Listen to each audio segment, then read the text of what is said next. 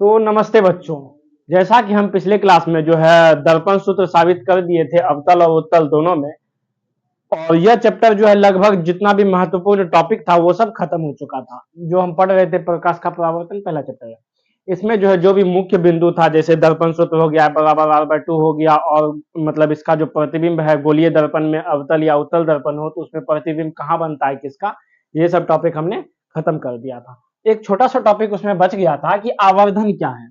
समझते हैं बच्चों कि आवर्धन के बारे में देखिए, और इसके बारे में हम हल्का पहले भी पिछले क्लास में बताए थे कि आवर्धन उसको बोलते हैं जिसमें क्या होता है कि प्रतिबिंब की ऊंचाई मान लेते हैं कि ये क्या है, एक वस्तु है जिसका नाम हमने धर दिया ए बी, और ये मान लेते हैं कि कोई अवतल दर्पण है। जब प्रकाश की किरणें आती है और ये फोकस से होकर गुजरेगी, इधर एक वक्रता केंद्र से गुजरेगी, तो यहाँ जो एक प्रतिबिंब बनता है ए डैश बी डैश, तो बोलते हैं कि प्रतिबिंब की ऊंचाई, यानी कि प्रतिबिंब की ऊंचाई को बोल देते हैं एच डैश। एच मतलब होता है हाइट, तो प्रतिबिंब लिख रहे हैं इसलिए एच डैश दे दिए, और जो वस्तु की ऊंचाई उसको लिखेंगे एच से। तो क्या बोलते हैं कि प्रतिबिंब की ऊंचाई, यहाँ पे लिखेंगे प्रतिबिंब की ऊंचाई और वस्तु की ऊंचाई, और वस्तु की ऊंचाई के अनुपात को ही क्या बोलते हैं, आवर्धन। क्या बोलते हैं इसको, आवर्धन। समझते हैं। आवर्धन को जो है ना एम से भी डिनोट किया जाता है, और प्रतिबिंब की ऊंचाई को एच डैश से और वस्तु की ऊंचाई को एच से लिखते हैं। और एक चीज है कि वस्तु की दूरी और प्रतिबिंब की दूरी, वस्तु की दूरी और प्रतिबिंब की दूरी, जैसे हम लोग जानते हैं कि प्रतिबिंब की दूरी को v से लिखते हैं और वस्तु की दूरी को u से लिखते हैं, तो यह भी एक आवर्धन का और दूसरा परिभाषा हो जाता है कि प्रतिबिंब की दूरी और वस्तु की दूरी के अनुपात को ही क्या बोलते हैं, आवर्धन बोलते हैं। या इस तरह से बोल सकते हैं एच डैश बटे एच बराबर v बाई यू बराबर एम, ये भी यह बोल सकते हैं। तो पहले लिख लेते हैं आवर्धन क्या है, तो लिखेंगे प्रतिबिंब की ऊंचाई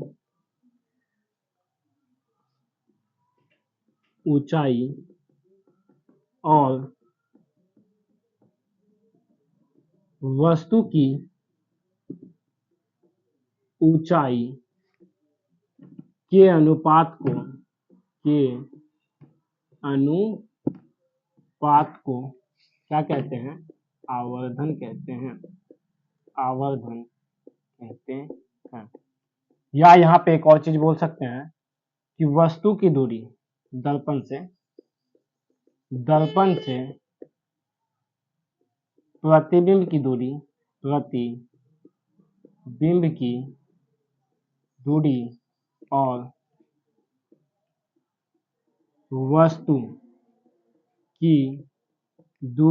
की दूरी के अनुपात को क्या कहते हैं, तो आवर्धन कहते हैं। आवर्धन कहते हैं। देखिए आवर्धन में क्या बोले कि वस्तु की ऊंचाई और प्रतिबिंब की ऊंचाई और वस्तु की ऊंचाई को बोलते हैं, या फिर प्रतिबिंब की दूरी और वस्तु की दूरी के अनुपात को ही क्या बोलते हैं, आवर्धन कहते हैं। तो देखिए बच्चों कि जैसे हमने लिखा कि प्रतिबिंब की ऊंचाई और वस्तु की ऊंचाई को आवर्धन कहते हैं, और एक चीज बताया कि प्रतिबिंब की दूरी और वस्तु की दूरी के अनुपात को ही क्या बोलते हैं, आवर्धन कहते हैं। अब समझते हैं, कभी कभी यहाँ पे क्या रहता है, माइनस लगा रहता है। यदि आवर्धन का मान क्या हो, माइनस में हो, यानी आवर्धन अगर माइनस एम हो, यानी कि लिखेंगे यदि आवर्धन का मान क्या हो, का मान ऋणात्मक हो, तो देखिए यदि ऋणात्मक मान आता है तो वह बताता है कि प्रतिबिंब जो है, प्रतिबिंब वस्तु की अपेक्षा क्या बनेगा, उल्टा। कैसा बनेगा, उल्टा बनता है। देखिए यदि आवर्धन का मान ऋणात्मक आ रहा है तो वस्तु कैसा बन रहा है, वस्तु का प्रतिबिंब उल्टा बनता है। और यदि आवर्धन का मान क्या हो, प्लस हो, यानी कि पॉजिटिव हो, यानी कि क्या हो, आवर्धन का मान धनात्मक हो तो प्रतिबिंब वस्तु की अपेक्षा सीधा बनता है। कैसा बनेगा, तो सीधा बनता है। देखिए आवर्धन अगर ऋणात्मक हो तो कैसा प्रतिबिंब बनेगा, उल्टा। उल्टा कहने का मतलब है कि वास्तविक प्रतिबिंब कैसा बनता है, वास्तविक प्रतिबिंब। यानी m बराबर अगर माइनस दे दे कि लिख दे, यदि माइनस m है तो कौन सी बनेगा इसमें, ऋणात्मक। यानी कि ऋणात्मक है तो बनेगा वास्तविक प्रतिबिंब, और वास्तविक प्रतिबिंब हमेशा कैसा होता है, उल्टा प्रतिबिंब होता है। यदि m का मान दे दे धनात्मक, m का मान क्या दे दे, धनात्मक, तो यह प्रतिबिंब बनेगा कैसा, सीधा। और सीधा को बोलते हैं काल्पनिक या आभासी प्रतिबिंब, काल्पनिक या आभासी प्रतिबिंब कहते हैं।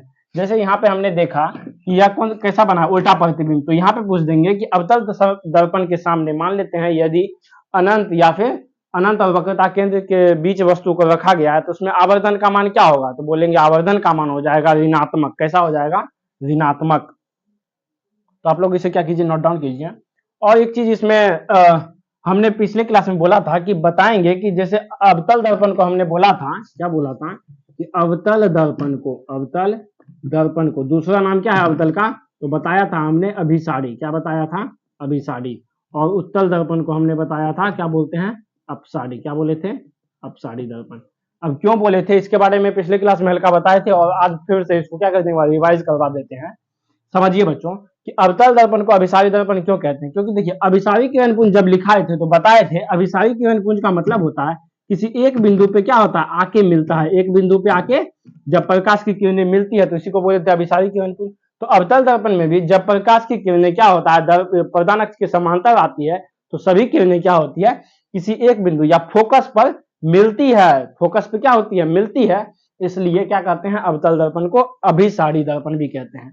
और उत्तल दर्पण को अपसारी क्यों कहते हैं, क्योंकि उत्तल दर्पण के जब प्रधान अक्ष के समांतर प्रकाश की किरणें आती है तो फोकस से आती हुई प्रतीत होती है, फोकस से आती हुई प्रतीत होती है या फोकस से निकलती हुई प्रतीत होती है। इसलिए उत्तल दर्पण को अपसारी दर्पण कहते हैं। तो बच्चों जितना भी इस क्लास में या इस चैप्टर में जो भी हम पढ़ाए हैं इसको क्या कीजिएगा, आप लोग बढ़िया से प्रैक्टिस कीजिए और घर पे जाकर न्यूमेरिकल वगैरह जो होगा, जैसे दर्पण सूत्र हमने लिखाया 1/(i) बराबर 1/(v) प्लस 1/u या f बराबर r/2 साबित किया था, इस सब टाइप का क्या है न्यूमेरिकल है उसमें। तो आप लोग क्या कीजिएगा, घर पे जाके अच्छी तरीका से उसको बनाइएगा और इसका क्या कीजिएगा, अधिक से अधिक प्रैक्टिस भी कीजिएगा। जो हमने ये दर्पण सूत्र बराबर r/2, क्योंकि ये टॉपिक जो है मेन टॉपिक के अंदर आता है और एग्जाम में अक्सर इसको पूछा जाता है। तो अगले क्लास में जो है ना हम दूसरा चैप्टर स्टार्ट करेंगे जिसका नाम रहेगा, देखिए प्रकाश का, यहाँ पे परावर्तन है पहला चैप्टर में, दूसरा में आ जाता है अपवर्तन। क्या आ जाएगा, अपवर्तन। तो दूसरे क्लास में जो है हम पढ़ेंगे प्रकाश के अपवर्तन के बारे में। तो आज के लिए इतना ही रहने देते हैं, मिलते हैं फिर अगले क्लास में प्रकाश के अपवर्तन के साथ। तब तक के लिए इतना है।